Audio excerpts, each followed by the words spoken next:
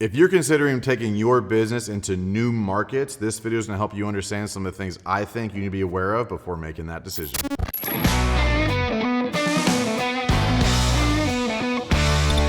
What's up, everybody? I'm Mike Claudio, owner of WinRate Consulting and host of the Big Stud Podcast. Scaling your business can be fun, and especially when you're trying to get into new markets, but there's some things I think you need to be aware of. The first thing, look, if you do not have a standalone business where you as the business owner can go away for a month and the business will still survive and grow and thrive, I do not suggest new markets. Growing a new market can be very time consuming, incredibly distracting. It's gonna pull resources from your existing. So if you're at home, if your home base is not built out to stand alone and operate independently without you, starting a new market is gonna be very difficult. If you think about how you grew that market to begin with, it was probably a lot of sweat equity, a lot of elbow grease, a lot of guerrilla marketing. That's going to be the same way in the new market. You might be able to transition some of your existing brand into that market, but you have to focus on at home first, or you're going to go away, you're going to hang out at the beach at your new market because the beach sounds fun, and you're going to come back and your business is going to start to crumble beneath you. You're going to, it's just not going to go well.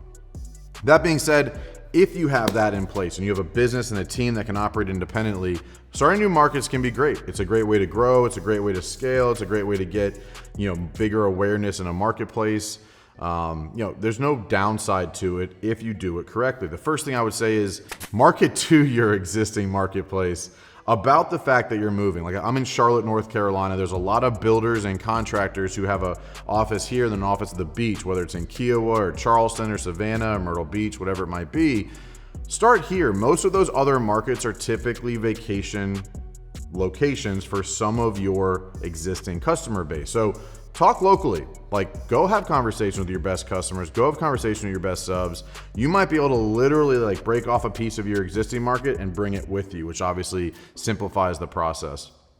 It minimizes your need to go build from scratch there. Obviously, if let's say you're a custom home builder or a large scale remodeler, if you can go there with projects to do immediately, that's a way better way to come into a marketplace. It's one of the first couple of things you're always asked is, well, what have you done around here, right? People don't want to get taken advantage of from out-of-town contractors. So you say, oh, we're working on this road right over here. We're doing this project for the yada, yada, yada. That helps you a lot in the transition. So try to utilize your existing marketplace to find relationships or transition relationships into the new market, because it'll really help you speed up the brand awareness and that know, like, and trust factor that goes into that.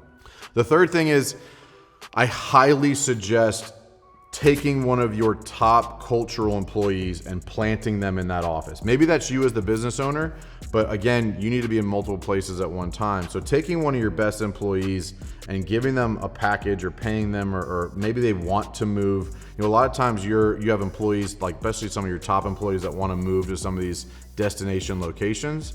Let them, help them. Use that to your advantage of where you might want to go next, because you can take that culture and literally plant it in the new spot, so that that building, that culture, that momentum, the communication style, the how we do things, the how we know how to do things can just automatically kind of kick off from there. So those are three things I think that are super important to understand. Like, it's not crazy complicated. You grew one market, you can grow another. But I think having your home base fully built out and fully operational without you is key. I think utilizing your existing marketplace, your relationships from consumers and subs to find ways to get projects in the new market before opening up shop there. And then taking one of your existing top employees who really understand how the communication and culture needs of have and implant them into that new market, even if it's just for a couple of years. Say, hey man, can you move down there for 2 years, really ramp this up? Compensate them appropriately, right? Make it worth their while, but that'll help you in the grand scheme of that new market. Like right now I have a customer based out of Savannah. They're trying to grow into Charleston. So one of their top employees has moved to Charleston, which took, basically a year's worth of effort and shrunk it down into a couple months, because he was there on a regular basis and could hire people with the right culture and bring that excitement about the brand to Charleston. So not difficult, but some key things there that I think you should consider before growing into a new marketplace.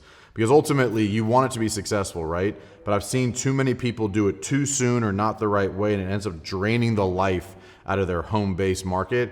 And that's just not fun for anybody, obviously. And you're trying to avoid that, which is why you're here on YouTube trying to find answers.